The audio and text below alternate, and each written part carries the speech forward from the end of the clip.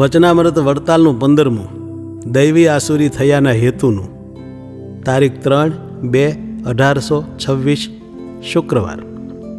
સંક્ષિપ્ત સાર.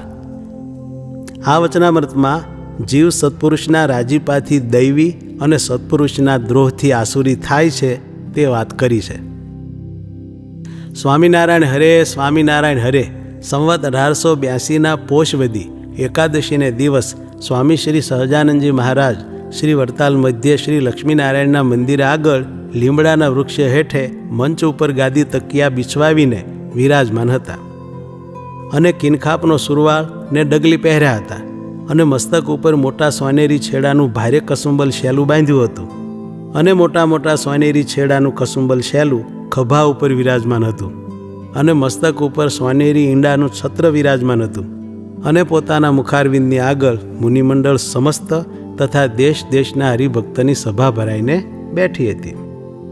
તે સભામાં શોભારામ શાસ્ત્રીએ પ્રશ્ન પૂછ્યો છે, હે મહારાજ, દૈવી અને આસુરી એ 2 પ્રકારના જીવ છે તે અનાદિકાળના છે કે કોઈક યોગે કરીને થયા છે? પછી શ્રીજી મહારાજ બોલ્યા છે, દૈવી અને આસુરી એ 2 પ્રકારના જીવ છે તે પ્રથમ તો પ્રલય કાળે માયાને વિશે લીન થયા હતા.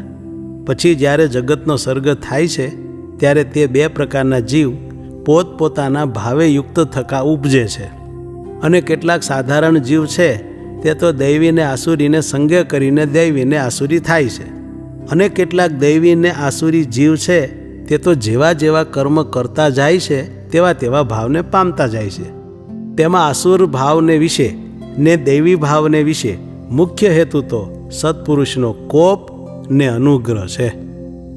જેમ જય વિજય ભગવાનના પાર્ષદ હતા, તેણે સત્પુરુષ એવા જે સંકાદિક તેનો દ્રોહ કર્યો ત્યારે અસુર ભાવને પામી ગયા.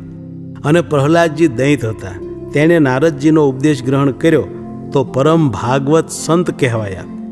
માટે મોટા પુરુષનો જે ઉપર કોપ થાય તે જીવ આસુરી થઈ જાય છે અને જે ઉપર મોટા પુરુષ રાજી થાય તે જીવ દૈવી થઈ જાય છે, પણ બીજું દૈવી આસુરી થયાનું કારણ નથી. માટે જેને પોતાનું કલ્યાણ ઈચ્છવું હોય તેને ભગવાન ને ભગવાનના ભક્ત તેનો કોઈ રીતે દ્રોહ કરવો નહીં અને જે રીતે ભગવાન ને ભગવાનના ભક્ત રાજી થાય તેમ કરવું. ઇતિ વચનામૃતમ વડતાલનું 15મું વચનામૃત થયું.